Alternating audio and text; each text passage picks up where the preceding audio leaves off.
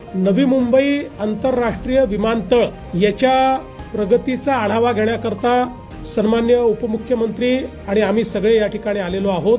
आता त्याच्या प्रगतीच्या संदर्भातलं एक प्रेझेंटेशन आधी आम्ही बघितलं, त्यानंतर प्रत्यक्ष रनवे पासून तर टर्मिनल बिल्डिंग पर्यंत सगळ्या प्रकारची त्याची प्रगती कुठपर्यंत झालेली आहे याची माहिती ही आज आम्ही घेतलेली आहे।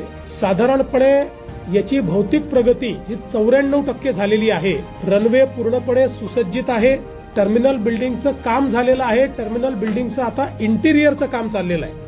याच्यामध्ये जो बाहेरचा फसाड आहे आणि बाहेरचं जे सिलिंग आहे त्याचं काम हे आता वेगानं करावं लागणार आहे।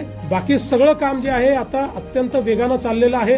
बॅगेज हँडलिंगची जी काही सिस्टीम आहे ती आम्ही बघितली आहे। अतिशय एफिशियंट अशा प्रकारची सिस्टीम या ठिकाणी उभी केलेली आहे की ज्याच्यामध्ये बॅगेचा बारकोड हा 360 डिग्री त्या ठिकाणी वाचता येऊ शकतो आणि त्यातनं ती योग्य ठिकाणी बॅग पोहोचेल अशा प्रकारची व्यवस्था करण्यात आली आहे। आत्ताच आम्ही या ठिकाणी अथॉरिटीला सांगितलेलं आहे की या एअरपोर्टवर बॅगेज क्लेम ही जी व्यवस्था आहे ही देशातली नव्हे तर जगातली फास्टेस्ट व्यवस्था ही करण्यात आली पाहिजे। तशा प्रकारचा प्रयत्न या ठिकाणी चाललेला आहे। आपल्याला माहिती आहे की ज्यावेळेस पूर्ण हा एअरपोर्ट होईल त्यावेळी 2 रनवे या क्षमतेनं या ठिकाणी 9 कोटी पॅसेंजर करता हा एअरपोर्ट सुसज्जित होणार आहे। म्हणजे मुंबईच्या आताच्या छत्रपती शिवाजी महाराज एअरपोर्ट पेक्षा बराच मोठा अशा प्रकारचा एअरपोर्ट होणार आहे। या एअरपोर्टमध्ये अनेक वैशिष्ट्य आहेत। हा ग्रीन एअरपोर्ट आहे। याच्यामध्ये 37 मेगावॅट ग्रीन वीज या ठिकाणी वापरली जाणार आहे। इथले सगळ्या व्हेकल्स जे आहेत या ईव्ही राहणार आहेत किंवा अल्टरनेट फ्युएलच्या व्हेकल्स या ठिकाणी राहणार आहेत आणि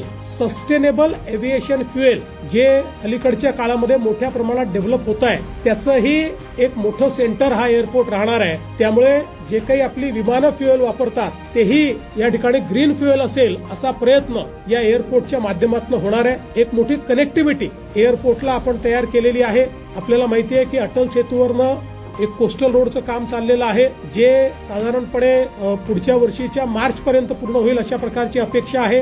एक ठाण्यावरनं थेट एलिव्हेटेड रोड इथे आला पाहिजे याची संकल्पना शिंदे साहेबांनी मांडली। त्याचंही काम आता लवकरच आम्ही सुरू करणार आहोत। यासोबत चारही दिशांनी इथे येण्याकरता आणि सगळ्या मोड ऑफ ट्रान्सपोर्टनी इथे येण्याकरता मग ती सबर्बन रेल्वे असेल, आपली मेट्रो असेल किंवा अगदी ज्याला आपण वॉटर ट्रान्सपोर्ट म्हणतोय तेही डेव्हलप करण्याकरता या ठिकाणी व्यवस्था आपण करतो की ज्यातनं पॅसेंजर्सला इथे पोहोचणं सोपं जाईल। शहरामध्ये देखील अशी व्यवस्था करण्यात येणार आहे की बॅगेज चेक इन हे शहरातच करता येईल आणि बिना बॅगेजचं त्यांना या एअरपोर्टमध्ये येता येईल अशा प्रकारच्या व्यवस्था देखील या ठिकाणी करण्यात येत आहेत। त्यामुळे पॅसेंजर करता इथे ट्रॅव्हल करणं हा एक अतिशय चांगला एक्सपिरियन्स असणार आहे। याच्या सेकंड फेज पासून संपूर्ण एअरपोर्टमध्ये आतमध्ये अंडरग्राऊंड मेट्रो सारखी एक ट्रेन धावणार आहे की जी सगळ्या टर्मिनलला कनेक्ट होणार आहे आणि इथे कोणालाही फार पायी चालावं लागणार नाही आणि स्वतःच्या वाहनं घेऊनही या ठिकाणी कोंडी करता येणार नाही अशा प्रकारचं प्लॅनिंग याचं करण्यात आलेलं आहे।